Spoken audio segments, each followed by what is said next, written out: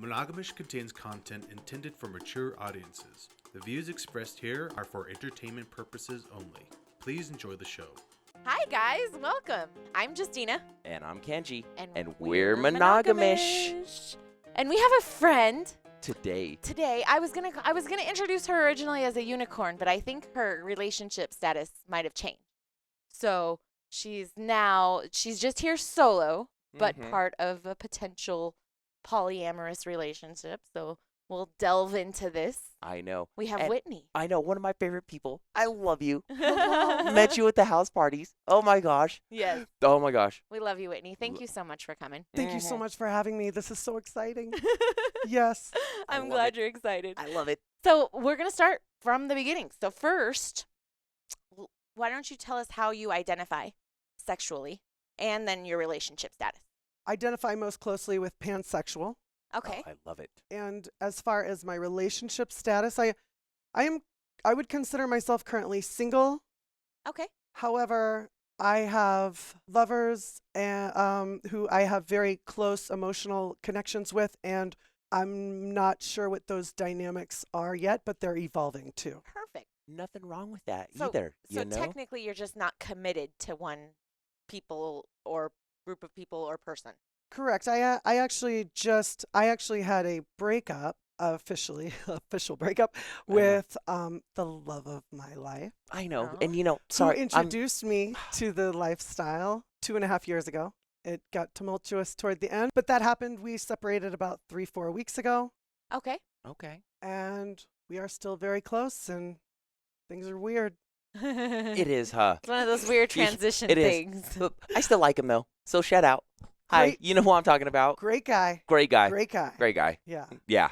Great guy. All right. So how did you, when you started, let's go back to the beginning, because you haven't been in the lifestyle very long. No. So let's kind of travel up to the point where before you entered the lifestyle. Were you raised in a regular monogamous household? So my parents have been, and they're still married to this day. So they've been married over 40 years. Oh, wow. Oh my God. So growing up, they were lightly religious from the start. They have actually evolved into more agnostics over time, over the years. So that is to say, I did not grow up in a heavy religious household. I think both my parents valued very much the partnership they had. And the monogamous. Okay. Partnership they Got had. it.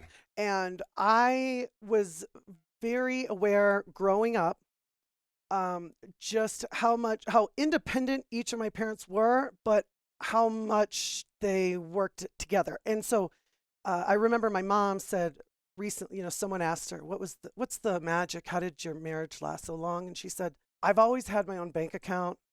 Oh, wow. After 40 years? 40 plus years. Wow. Oh, wow. We've always had our own bank accounts. We always had our own friends. We always had our own hobbies. Oh, man. So when we did come together, it was always like, oh, it's nice to see you. Yeah. It never, and she said, and I really think that independence was what worked for me. Okay. And what worked for your father. And I will say that I always felt that there was a lot of love between my family, although we weren't an affectionate family, Okay. But growing up, I saw mom and dad as a team. Mm-hmm. Okay. Did they sleep in the same room and stuff like that? No, because my dad snores and my mom can't sleep with him snore. She's a very sensitive sleeper. And growing up, I rarely saw them touch each other. Oh, wow. And although I never felt unloved, but even embraces from adults, it's kind of like a pat on the back, The affectionate part of it, like you said. So we weren't really affectionate in my family growing up. And so I will say that my sexuality, everyone was really like, oh, here we go. Because I think I started blossoming early teen years, like 11, 12, 13 is when my sexuality started to come to the surface, and I made the whole family really uncomfortable. Oh my gosh. It was not celebrated. It was not celebrated, and it was not talked about. Oh, I believe it. I believe it if they're not talking about the other stuff, and then this comes along. Oh my God. So why do you think you started so early? Do you think it was because of the lack of affection? I have a theory. A full disclosure, I was diagnosed with bipolar type 1. right? Oh, wow. And so now I'm heavily medicated now on psychotropics, so everyone can relax. I'm not going to have a freak out today. But the symptoms of bipolar start to rise in early adolescence. Okay. And I do think that people with my brain chemistry seek out those dopamine boosts, those serotonin boosts, and Okay. so to find stimulation is Okay. I've always been attracted to high intensity stimulation. That's why I love CrossFit. Adrenaline rush. It's why I've always loved. Yes. It's why I love CrossFit. It's why I loved mountain biking and downhilling and surfing and I love rock and roll and I love concerts and I love the energy of large crowds and I think what was happening, although I got misdiagnosed as an early teenager, I started acting out. Had sex the first time at 13.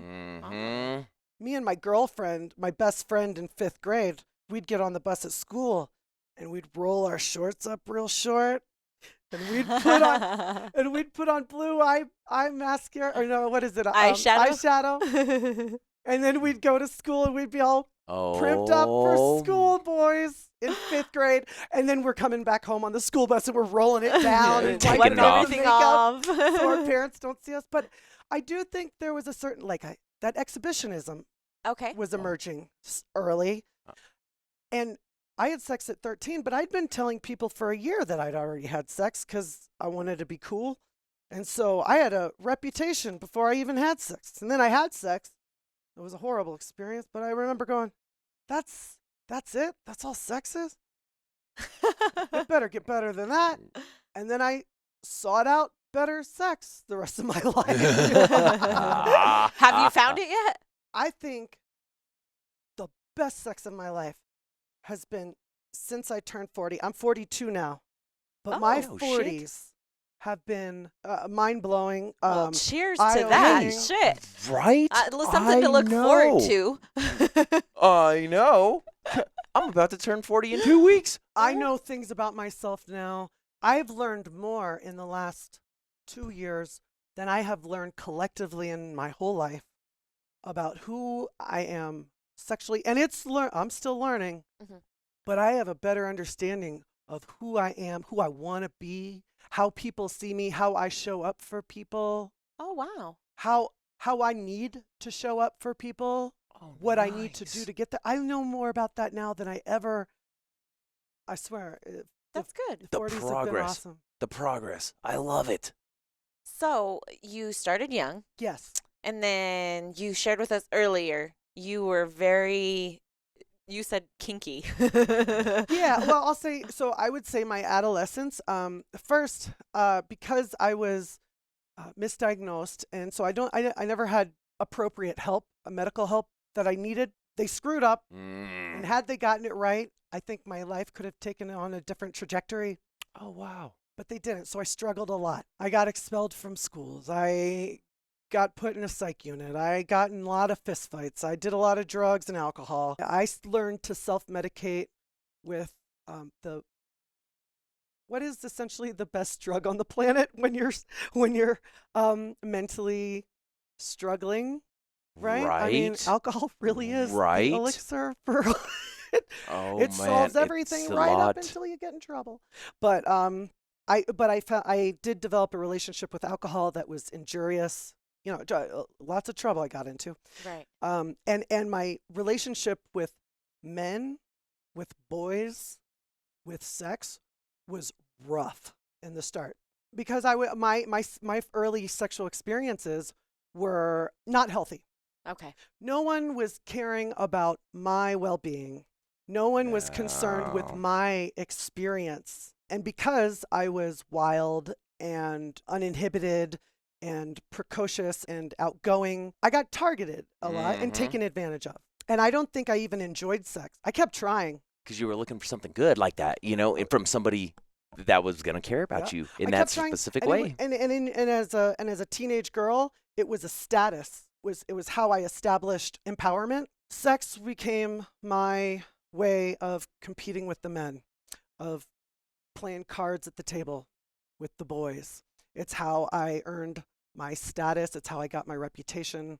And I think in a lot of ways I used sex, even though it was not healthy, helping me grow sexually. But I used sex and my body to give myself some power in a society and culture where I was disempowered in a lot of ways. Gotcha. And when I remember I was 22 when I first met someone who actually, the first person who ever took the time to show me pleasure, and the first person who ever invested themselves in allowing me to have a sexually liberating, pleasurable experience. So was it your first orgasm? No, that's a crazy story. No. So, no, but I'll tell you what he did do, and I don't know, how graphic can I be? You can be as graphic as you Okay, want. so I remember he had a bunch of friends over one night. He and I go to the room to have sex. Turns out I'm on the rag, or on my period, and Oh, shit. And I was like, oh, dang, guess that opportunity is over. And he said, no. And he continued on, took my menstrual blood, wiped it on his face.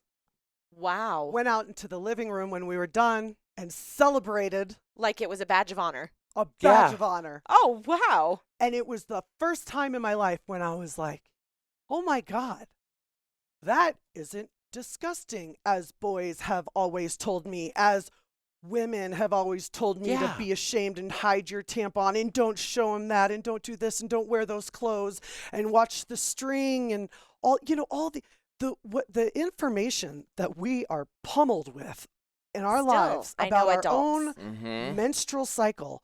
What are we doing to ourselves? And I even have a therapist now. He says, women are more connected with the earth. And he has me sometimes when we're in practice, he'll have me go outside and put my feet in the dirt. Oh, yeah. To you ground need it. yourself? You need it. And he says, without all the hormones that we pump ourselves with and stuff, he's like, your cycle actually links up with the lunar cycle. He's like, how magical is that? Your menstrual cycle's linked up with the moon. Right. You are grounded with the earth. You are one with the earth. And we just don't celebrate womanhood in our culture. We're always taught to be ashamed as teenagers. I mean, how traumatic was it the first time? I don't know for you when it happened, but I was at school and I just remember thinking, I can't leave the bathroom. I'm going to have to stay here until school is over. And then I'm going to have to sneak out because I was mortified.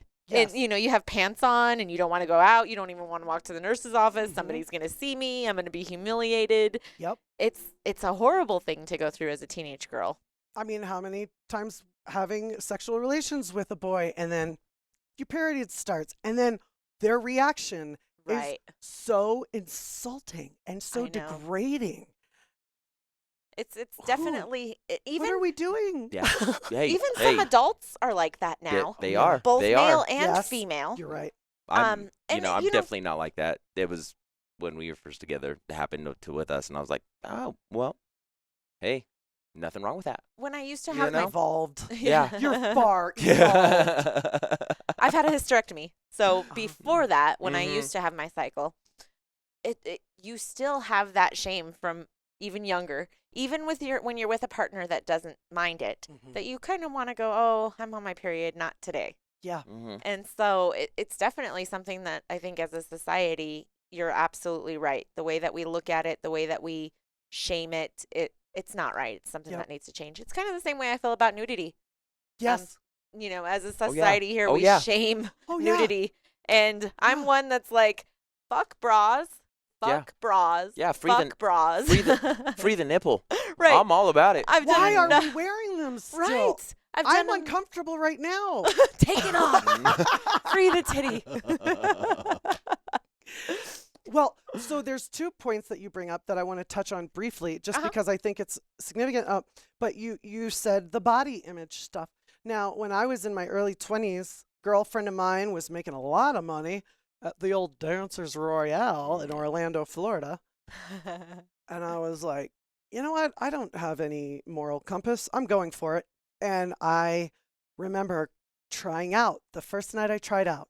And I got to the bar early. It was like 6 or 7, so before the crowd came in, And I was to get up on stage and dance to a song, and that was my tryout.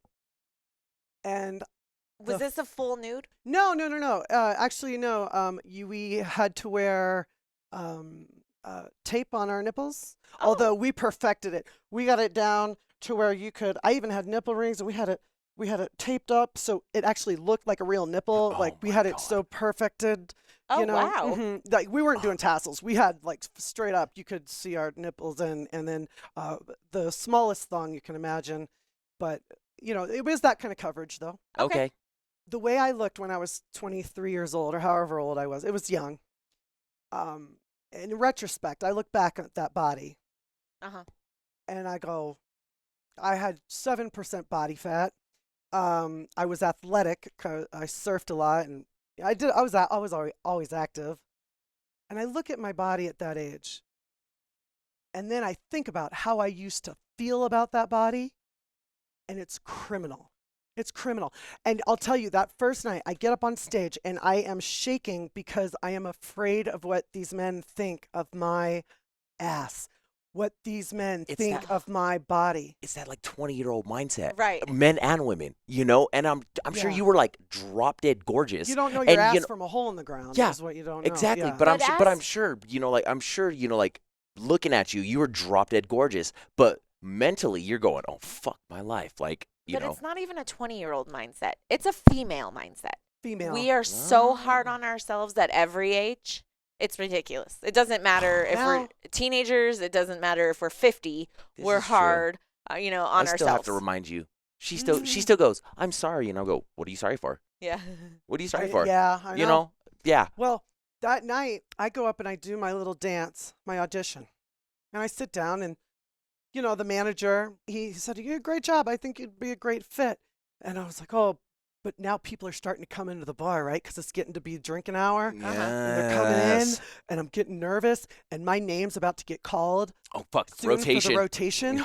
And I'm like, oh my God, now there's 50 people in the bar. What am I going to do? And just then, this woman named Hypnotic, that was her stage name.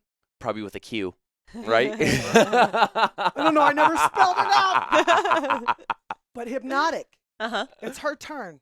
She gets up on stage, and this woman grabs the pole, leans forward, and then just starts to make her ass cheeks clap. Oh, wow. And I watched this woman, and she had the most beautiful cellulite on the back of her legs and her ass because she's making it shake, right? And in my head, I thought, oh my God, she's beautiful, but everyone's going to think, I wonder if she knows that you can see her cellulite because she's shaking it. And then, right as that thought is in my fucking head, 3 men get up out of their seats and they go over to the stage and they just rain money on her. She must have made $500 on stage, which, just standing there, shaking her ass. And by the way, Hypnotic and I became like the best of friends. Oh, that's awesome. And I ran into her years later and I told her, I said, you changed my body image. I used to think about myself just in the most critical light. You showed me what's really beautiful. And you walked on that stage with such confidence. You didn't give a fuck. If that guy liked your ass, fine, pay me. And if he didn't, who gives a shit? I could give 2 fucks. That was her attitude. You don't like I love that. You don't like I it? know. Get the fuck out of the bar. Shout out to if Hypnotic. you like it, you better pay me because I worked for it. And her attitude, but that was everything. And it changed. And I was like, why are we hating on cellulite? We all have cellulite. Mainly as women. females. Yeah. Well, that's mainly what I mean, female. women. Yeah. Yeah. We have it. We do. It's the fabric of our Fibers. tissue in Yep. our bodies, our musculature, the microfascial tissue in our bodies. Right. What are we shaming it for? And Right. and it was just a critical moment when I was like, who helped you with your self-esteem most in your life? And I'm like, fucking Hypnotic. Hell I yeah. love it. Hell yeah. Hypnotic. Shout What was your out to stage name? Hypnotic. I had a few. Because I bounced around.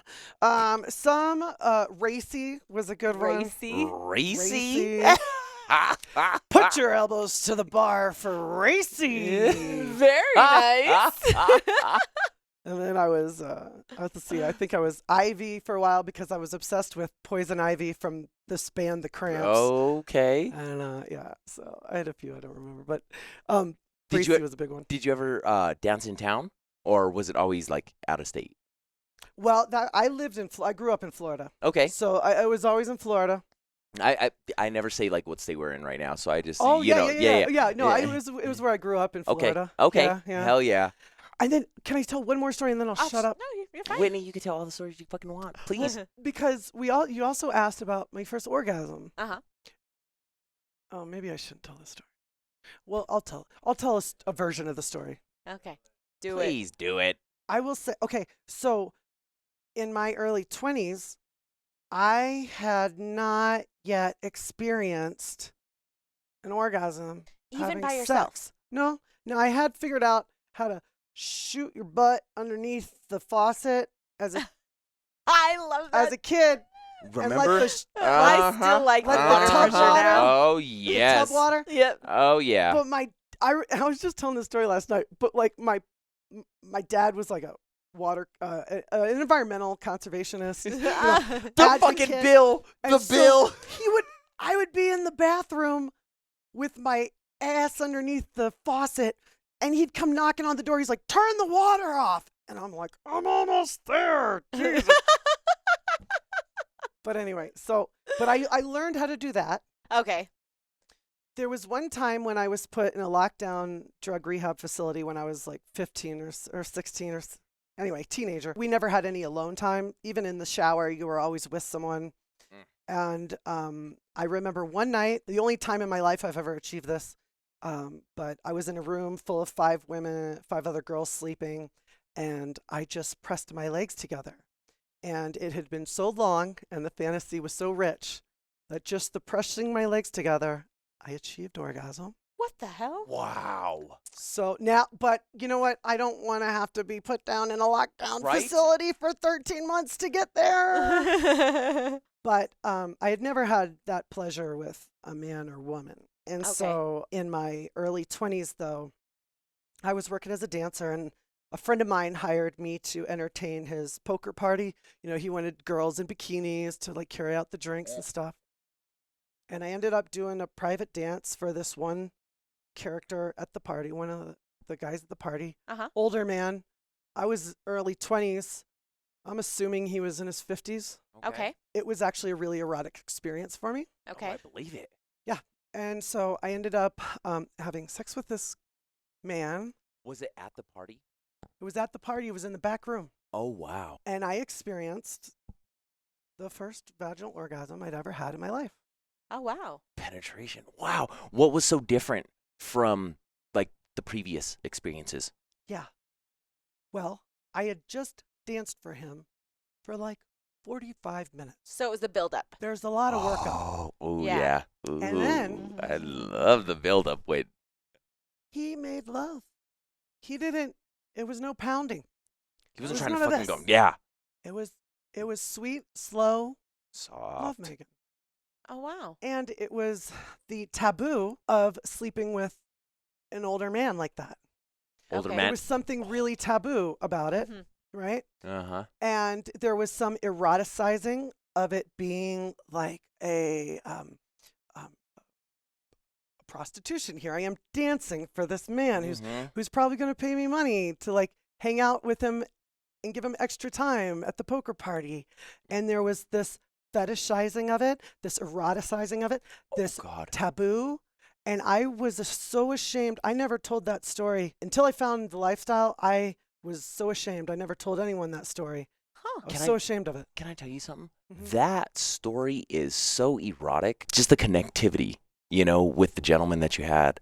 And oh my gosh, I don't know why you wouldn't tell that story. It's not like you're being bad or anything of that nature, you know. It's Both were consenting. I know it's Mhm. but it's the eroticism, you know, and the build up. We do this, you know, Yeah. like almost every Yeah. weekend, you know, like that build-up. the build up, like we'll have sex during the week all the time, but then during like the weekend, our Yeah. Friday, Saturday thing, it's more like we're touching each other, feeling each other, talking, flirting and everything else, but we won't have sex until the night later. usually. Later. And so that build up. And sometimes that's not always the case. And sometimes Yep. sometimes we start with sex and then we have to build up all day again to do it again. But it's definitely a build up is huge. Like it makes all the difference in the world, even if it's dancing, talking, just even if it's nothing really sexual, hand holding. That dancing though, like when we dance, just like I'm sure, like it's the like I don't know, the way the you guys are groove, moving, and everything I'm sure else. you were moving and your oh my body on gosh, him. For 40 minutes, 45 minutes, I was like, holy shit, that's a long fucking dance, especially, Well, and think about the energy exchange. I know. So when I'm dancing, I get on a dance floor. You join me on the dance floor, and then you and I start dancing sexy or whatever. That energy we're exchanging that between the bodies, right? 100%. I think just dancing close to someone, there's your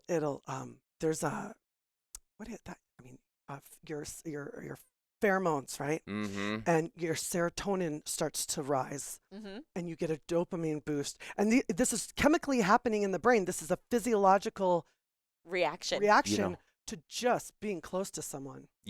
It's the movements and, like the smell. Yes. And just to like, I don't know, I and see her sweat? dancing and the sweat and you're just Yes. like, oh my God, game over, game over. So then you found out that you could do this. Yeah, but then I couldn't do it again for almost 20 years. Holy And shit. so I thought something was wrong with me. I thought maybe anatomically my body was broken. Okay. Over the course of the years, I experienced several very sexually traumatic experiences. Okay. So I have been raped 3 times on different Oh my occasions. oh my in God. my 20s. Okay. I was raised in a bunch of hell, and but I found myself in some sticky situations, and so I thought maybe I'm broken physically. Right. Maybe I'm broken emotionally and psychologically. Mentally, yeah, all that. And then so I could not reach orgasm having sex without a vibrator until I turned 40 and I met my boyfriend. Okay. Vibrator like on your Clit. on your clit. Clit. On your clit. Okay. Just asking because we know quite a few, like unicorns in this lifestyle, and a lot of them say, hey, got to have that vibration on my clit. Yep. Right. My wife as well sometimes. It's, Yep. I got to have that vibration, and I'm like, and let me throw it I on feel there like for you. There's almost no rhyme or reason to it. Sometimes vaginally I can have an orgasm like that. Yep. And then other times it's not happening that way. Yep. And so you learn to adapt. I know. And I have found, especially lately, it's all fluctuant. It changes from day to day. At noon, I might be primed and ready to go at noon, and then at 6 p.m. I need all the accessories. Oh. So I feel like wow. when I was 40, I got onto FetLife. Okay. Oh, okay. FetLife. Okay. I said, man, I hate these dating apps. Everyone I meet is so boring, and everyone I meet is not as interesting, and everyone I meet is kind of judgy and thinks I'm a freak. And he goes, you and know this what? is coming from FetLife, or this is No, coming this is coming from like Tinder and all that shit like bullshit. that. Okay. Okay. The vanilla dating sites. Yes. Yes. So then my friend is like, oh, you need to get on FetLife. So there I get on FetLife, right? And I was like, oh, this is more my style. Right. And on Once FetLife, again, my people. I know. My I know. people. So I get on FetLife and I'm playing around, and then I meet this guy hits me up on FetLife, and he goes, hey, would you like to join me and my wife for a threesome? It took me a while to get back to him. So about a year later, I don't know what I was doing. I was busy or something, but I responded. A year later. And I said, hey. Never lose hope, people. Right. Just hang on. I'm getting Right. there. I'm Right. getting there. I'll She's get thinking there. about it. So a year later, I get on there, And I was like, hey, you still want to do that threesome? And he's like, well, I'm divorced and entirely with someone else now. But yeah, let's do it. So, Oh, shit. I mean, Noah. Okay. I know Noah. You know Noah. I know You Noah. You guys Shout out know to Noah. Shout out to Noah. Shout out to Noah. And Noah invited me to my first play party. Now, he had a girlfriend at the time, and I'd never been to anything like this, but I took this guy who I'd met on FetLife, and I was like, hey, you want to be my date for the night? And I walk into the party, and at first everyone's just socializing, and I'm good with people, so this part I'm good at. And I'm chit-chatting people, and I'm telling stories and laughing, and I go to the bathroom at one point.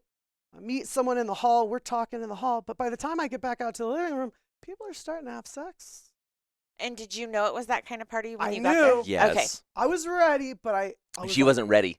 She wasn't I ready. wasn't ready. You're never ready at the house parties. It's like, wait a second, everything's cool. Everything's cool. Oh shit, some shit's about to go down. That's what I so like, I get okay. out of the living room. All of a sudden, these two men, my date of the night, and this other guy start sandwiching me in. So they're coming in close.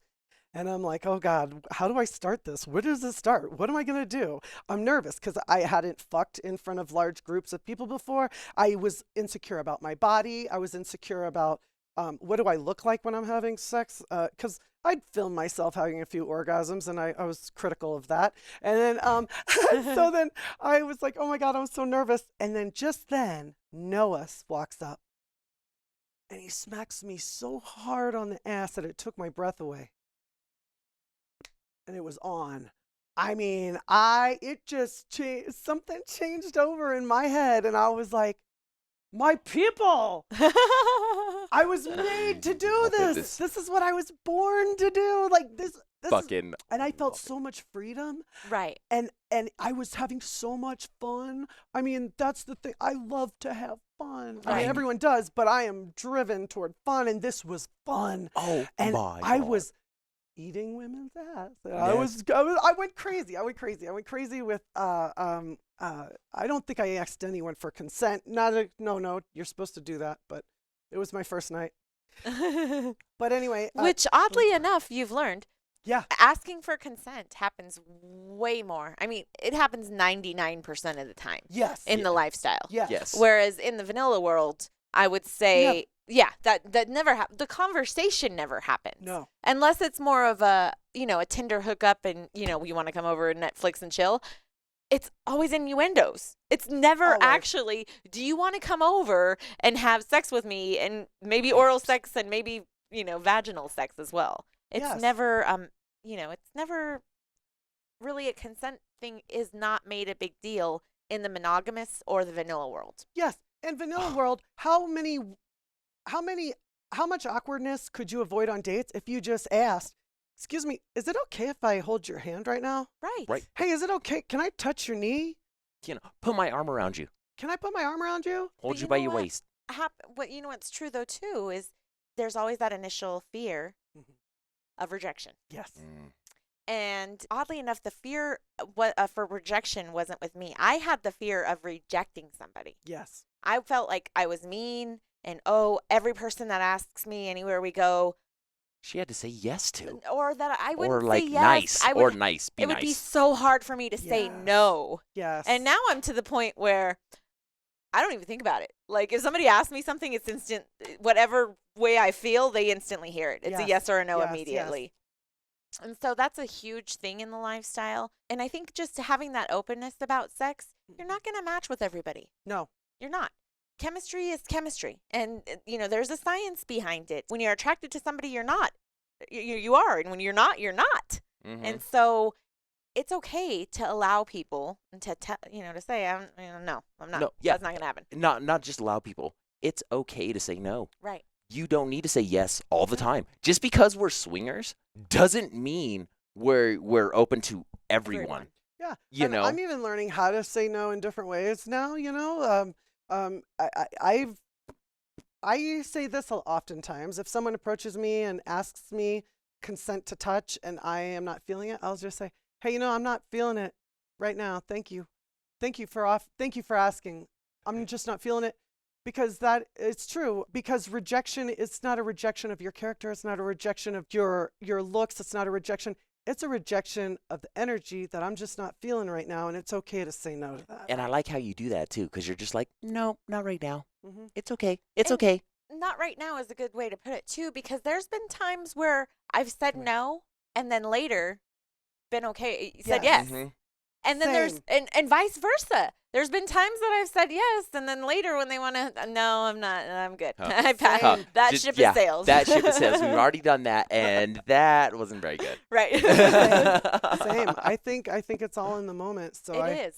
I'm learning how to say no in different ways and be comfortable with it. And then if someone says no to me, I was like, oh hell, it's cool. Someone just said no to me at a party because I didn't realize that their dynamic, the man and the woman, they only play together. Oh. Mhm. And so she had her legs. I was like, excuse me, ma'am, may I? Yeah. And she was like, no. And I was like, oh. And I had a moment where I was like, oh, is that a personal rejection? And I said, nope, that's an energy thing. That was a timing thing. Right. And then later I learned it was a dynamic thing. Right. And I was like, see, I was about to get butthurt for no good reason. God, Exactly. how much have you fucking grown from that? Yeah, I a love it. ton. I love to A hear ton. that. I love to hear that, especially, there's sometimes where my wife and I are like, oh, we really like you. And then we start to talk to you and we're like, I don't know if we want to do that. Yeah. You It's know? more than just a physical attraction sometimes. And sometimes that's what you're there for. Sometimes you're at a party or you're on vacation, and I'm not saying you don't have time to learn the person's name, but you have a lot less time to learn about them in general. Yep.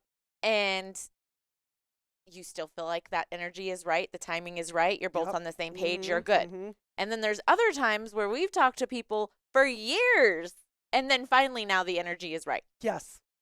And Yes. so there's no right or wrong way to do this. It's funny because the number one thing that I hear from new people that Mhm. come to any of the parties or clubs or any of the lifestyle type events is, I thought I was going to come here and I was going to have to do it. I was going to be obligated to do it. Totally. And I'm like, you are never obligated to do anything that you don't want to do. And no is always an option. Right. You don't have to do anything. No is Right. always an option No, for you. And even more so in this setting. Like I said, I hate going to vanilla bars now. I get grabbed. There's so much inappropriateness that goes on in a vanilla Yes. bar that I'm like, that isn't frowned upon. It's like the norm there. It's disrespect. Right. Thank Yeah. you. Thank Yeah. you. It's It is. 100% It is disrespect. because at our place or we've been house parties or whatever. If somebody's gonna approach my wife, I would prefer that you approach my wife together, Yeah. and vice versa. I would prefer that some women approach us together, not, hey, I'm Mhm. gonna catch you going to the bathroom, or Yeah. your significant others away from you right now, Totally. and it's like, come Although on now, that's where Kenji picked me up, waiting for me outside the bathroom. Hey, hey. No way. Whitney. Really? Out of Hey, Vanilla Club. hey. Out of Vanilla Club. He was Yeah, waiting hey. for me outside of the bathroom. That's right. She's coming out. So that first party, that was a first introduction into the lifestyle. Did you end up playing with Noah and the two guys that were coming at you, or the other guy. Oh, I played with the two guys. I played with some other two guys. I played with Noah. I played with Noah's girlfriend. I played with some other women. wow, My first party, you went head first? I was Yeah, like, right? I'm really good at this. I'm really good at this. And so that was my first party. And then about a week later, Noah invited me out on a date. Oh, And it was Christmas Eve. okay. It happened to be Christmas Eve. My family was in Florida. I was here in Colorado, and I couldn't see them. So, home alone. Mm-hmm. He asked me out on a date. I said, okay. So Noah at that time was in an open He relationship? was in an open relationship. Okay. So he picks me up, and we even took a picture of ourselves to send to his girlfriend at the time That's sweet. to And say how hi. How did you feel about that being your first introduction into that type of relationship? I remember going, this is weird, and I'm interested. Okay. That's how I thought of it. Okay. We went to the Source Hotel, which is Oh yes. in the Rhino district, Mhm. right? Mm-hmm. Okay. And there we met a woman who was a femdom, and then we met a man who looked like Adonis, a sculptured man. Then the four of us proceeded to have an evening together. And that was Noah and I's first date. Oh, nice. About 2.5 years ago. So then you went lifestyle, having multiple partners in the same night, to the flash forward 2 weeks later. And was this like a kink type play session? Or was it more just like the lifestyle?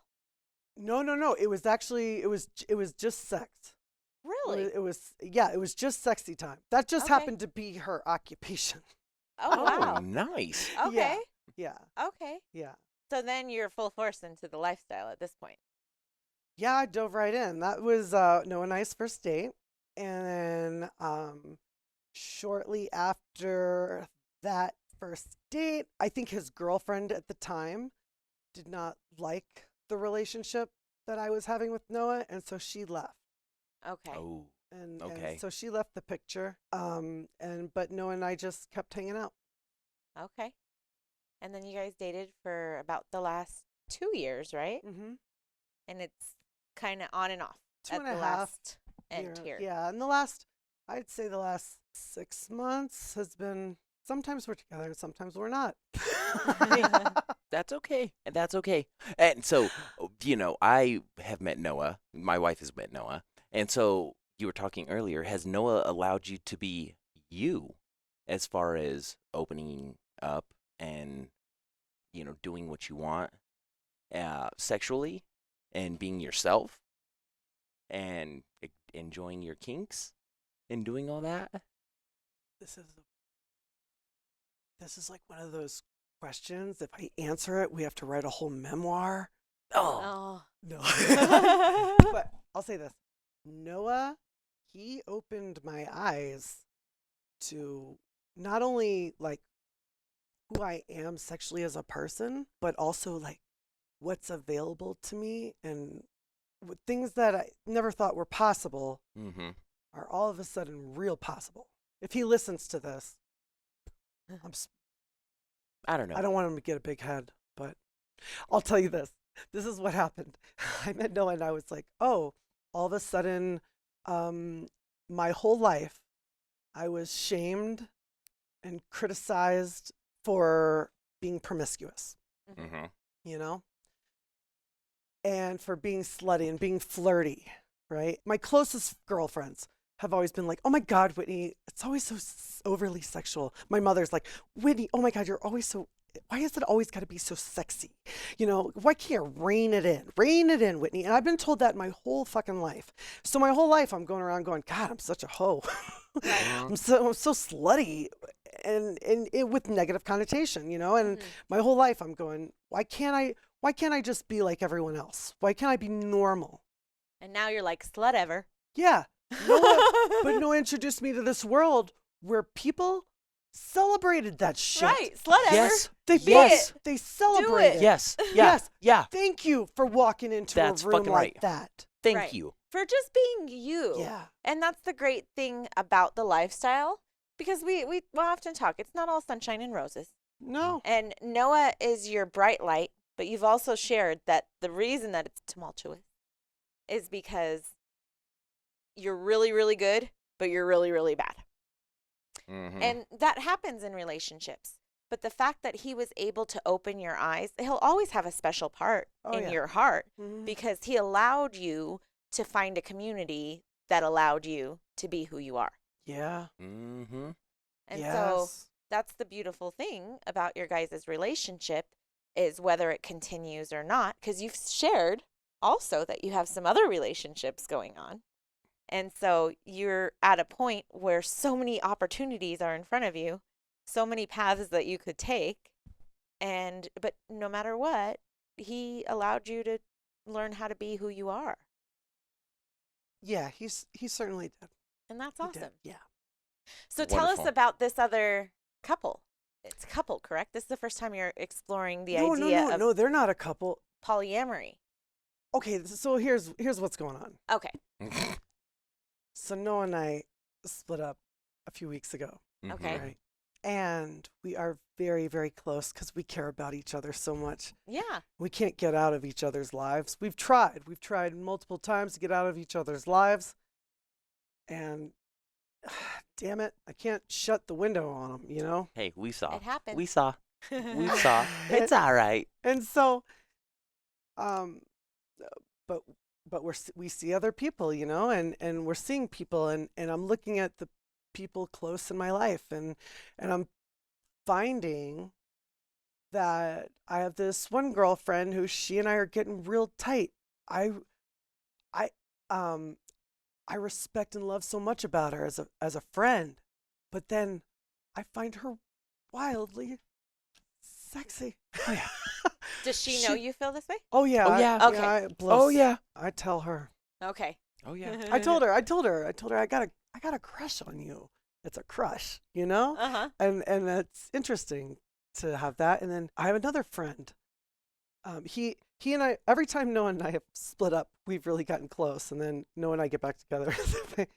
But anyway, I have another friend who is also very meaningful to me. Such an interesting person. Mm-hmm. And I'm like, I like hanging out with him. Have all three of you hung out together? Yeah, Monday we hung out. Oh, very nice. I love it. Because I had this impulse purchase last weekend that's pretty ridiculous. Oh, yeah. Tell us what it was. My friend Roy found it. He sends me this message on Facebook Marketplace, and he's like, check this out. And someone's selling a sex swing. Oh, hell yeah. I know. So Whitney, I'm like, oh my God, Facebook Marketplace. It's super cheap. They just dropped the price. I'm like $250. I'm like, I'm buying it. And so yeah. I buy it. And now you're like, I got to try this shit out. And then I realized it's 6'8" by 6'8". So anyway, Oh, shit. we erect it in the living room. I was gonna say, is it the one with the like whole? Oh, yeah. Oh my Oh, God. Yeah. It is so big. Yeah. Yes. It is amazing. It is so awesome. So I had to share this. So I had to break it in. Uh-huh. Okay. So I invite my two favorite people to hang out with right now. And why? I mean, I have a lot of people I love to hang out with. I've been feeling on this. I've been feeling on this relationship, you know. God, that sounds so And fun. I'm acclimating to being single without a primary partner, and the adjustment is hard. It's hard. Yeah, because you like It's your hard. anchor. Well, You were saying you like your anchor. And it's new. I miss, yeah. It's new. But if you think about it this way, you and Noah are so on and off that we really don't know what's going to happen in that situation. But remember your mom's advice, because it really, I think, pertains to any relationship. And that's, you need your independence. And so maybe having a little bit of independence from Noah, it doesn't mean that he's out of your life by any means, but maybe having a little bit of independence from him will make that relationship stronger and allow you guys to have, more good times than bad. Damn, that was really fucking. Yeah. What's up? That felt really important. Right? Way But too it's true. nice. Yeah. Because we've seen you with Noah, No, I and know. you and Noah are like peanut butter and jelly. Like you're You stuck know. to each other. And we've seen that. And But that's why it was hard, because we've seen you really, really happy, and then we've seen you really in a bad place. And so it's hard to see both of that because we've known you. And so sometimes we always think in any relationships that this has to be the end. And it doesn't. Right. It doesn't. Right. You guys have been so a big part of each other's lives that maybe having a little space, or maybe having other relationships amongst yours, will help ease those bad times. Because you have somebody else to lean on. And so does he. Yeah. Mm-hmm. My wife is really good at this shit. No shit, Whitney. Just No good. shit, Whitney. You My know, wife is honestly, really good at haven't. right? I would have Mind gone blown. to school for psychology, but I get too invested. And then I would be, staying awake worrying about everybody at night. I feel like all my clients. I feel like I should pay her now for that therapy session. I'll Venmo you. Classic. We can't thank you enough. Hey, I mean, you've been awesome. Whitney, Thanks cheers. for sharing your story. Oh my gosh. You're so new to the lifestyle and the way that it's evolved. in these last few years to just know that you really found a community when you were 40. Oh, yeah. And you really found out, like you said, who you were as a person in the last couple of years. And so it's really great that you came on here and you shared your story with us. I know. And Thank we you. wish you nothing but luck in the lifestyle in the future. Luck and Thank you. love. Oh, and you know, this is the thing. I'm never going back now. Right. You're Yeah, stuck. yeah. I'm Oh, never you going back. You There's can't. never way. There's no way. I wouldn't either. Like Mhm. at this point, and I'm not saying things could happen where I'm really committed to him. He's always my number Yes, one. yes. And if something happened with him and he was like, "No, we can't do this anymore," Yeah. then maybe I could, But I could never leave the community Yeah. because the community is so tight knit, and this is our family. Yeah, this is my best friend, my best closest vanilla friends. My Okay. girlfriend's not in the lifestyle. I wish they could experience this. And I remember we were at Noah's house one night. It was after a party or something, and it was 4 of us in the tub. Me and 3 other girlfriends. Four of us are sitting in the tub together because he's got one of those big spa tubs. Oh, nice. And we were reading poetry to each other, and Noah's there too. But I just remember thinking, I want to do this with my normal best friends. I want to do this with my vanilla best friends because there's a certain intimacy. Just, I don't know, not to make it weird. It doesn't have to be sexual, but just Right. being naked next to your friend Friends. sometimes. Right. There's an intimacy there. I'm sorry, it does. It opens up. You know. It I don't know that it lowers your inhibitions in general. Yeah. Lowers inhibitions. It drops your walls Yeah. that you've had up. Yeah. With these special people, because like everybody has their sort of like wall built up. In vanilla world, Yeah. because they don't want you to know certain things, and everybody's like, well, But in this community, Yeah. everybody's open Mm-hmm. and honest, and you know who these people are when Right. you're hanging out with them. Well, the You hug know? is so important. So my vanilla friends, they come in for the hug and they tap me on the back. That's bullshit, huh? But also, I'll say this: that's how most people hug. That's how my parents hug. That's how most people hug. Right. Then, sometimes, this is how people in the lifestyle hug. They come in and they give that really big embrace. Right. And they hold it. There's no rubbing. There's no patting. There's pressure.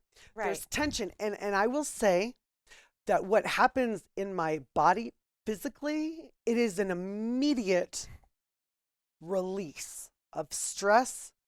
I mean, when someone holds you like that, Mm-hmm. chemically, your body goes to a real soft place. Oh, yeah. It And takes 15 seconds and your heart's become in sync. A lot of Yes. things change physically. Right. And I got to say, that feels a lot healthier to me. Mm-hmm. And that's what I wish to share with, that's what I want with my homegirls Right. on the other side, And I think, oddly enough, taking your clothes off makes everybody realize we're all the same. Yeah. Right? We're not all, we all have our little imperfections. We all have, that make us us. Yes. We all have the same parts, Yes. just different sizes and shapes and lengths and Yes. all of that. And it really allows people to come closer just as a species, I feel like, Yes. because we're not covering up. Mm-hmm. I grew up in Europe, and so the difference in the way that they treat nudity is like night and day. And we're so behind the times here in terms of, I mean, and it could be worse. Muslim countries, I can't handle that they're only allowed to show their eyes sometimes because, who's sexualizing somebody's nose, for God's sake? And so I love the fact that openness allows you as a community to just be you and take down those walls and not be so. It was so freeing the first time that we went to the Mon Chalet and got in the pool naked for the first time in front of people. It was so freeing because that had not happened really in my adult life. When we were younger, it was fine, Mm-hmm. but not, in my adult life, not back in the United States. Yeah. And it does something. It's healing for the soul. Mm-hmm. Getting naked. Getting I naked. with everybody else. Yeah, and it doesn't even have to be anything sexual, just like you said. Just that intimacy of not judging somebody and not feeling like you're hiding behind anything. Yeah, Mm-hmm. I agree. God, Whitney, we really appreciate We this. do. We Gosh, love girl. you. Hey, Thank you for coming thank again. you so much. Thank you so much. We were all like, oh my gosh, please, please, please, we hope you come today. We Mhm. really hope you come today because we've never had like this one-on-one like this. Right. You know, it's Thank you always so been much. it's always been at a party or in passing, Yes. or, you know, or just with Noah, Mhm. you know, and so it's never just been like one-on-one with you. No, And this you was know what? awesome. You are fucking amazing. Yeah. God damn it, Yeah, I love you. Like I said, it's great to see all the phases of Whitney and where you are right now, and I can Thank tell you. you're genuinely happy. And so I'm glad that you're able to come on here and share that with us. Thank you. I Thank know. you very much. Oh, wait. I got a plug. I know. Oh, we, yes. we were not stopping before you did this shit. Nope. Hell I'm telling no. you, right Fuck now, no. because So- I got to tell you about my new. I'm gonna have a second set of business cards. Okay, Okay. so check this out. You plug that camera right there, Oh, okay. Miss Whit. So first plug, what do you do? Whitney Dean Properties. Okay. 'Cause Bob on the street. you're real estate. Because you're a real estater. Because I'm a real estate broker. There you go. Okay. And then I have a separate set of cards for Whitney Dean Lifestyle Properties. Because can I LLC that? Whitney Dean Fuck Lifestyle yes. Properties? Yes, I you have can. 2 LLCs? No. Yes. Because I think it needs to happen. Right. No, but you can. Because 35% of my business last year came from the lifestyle. Right. And people in the lifestyle, it's nothing against people not in the lifestyle. We don't dislike vanillas, but we definitely feel more comfortable when we're buying property, being able to say, hey, this is what we're looking for. So is there a room in this house that, you know, can be like hidden and locked off? The and- red room, the red- dungeon, right. you know, the sex swing Right. room, you know. Well, I will say this. Everyone should know someone who could take advantage of these historically low interest rates. Everyone knows someone, and if you could give me that person's phone number, I need to reach out to them because this will never happen again, people. Go ahead. This Plug it. will never happen again. Whitney, Interest rates will never be this low again. plug your You phone. gotta go now. Hey. You gotta go now. Plug wherever you want people to reach you at. Where do you need them at? Oh, my phone number or whatever? Sure. Phone number, Yes. your Well- email. How about we pop it up on the screen? Just pop it up on the screen. Yes. Okay. So we'll have your Because- information up on the screen. we'll have the information up on the screen, so you don't have to say it right now. And Okay. there are things that you have to prepare for. This market is going to get, if you want to talk about real estate, if you want to talk about projections, I got some ideas. It's my favorite thing to nerd out about. Let's talk. Call me. We'll talk shop, but this will never happen again. Nope. What's happening right now? I know, right? It won't happen This, again. this is historical. This is historical. Life-changing shit.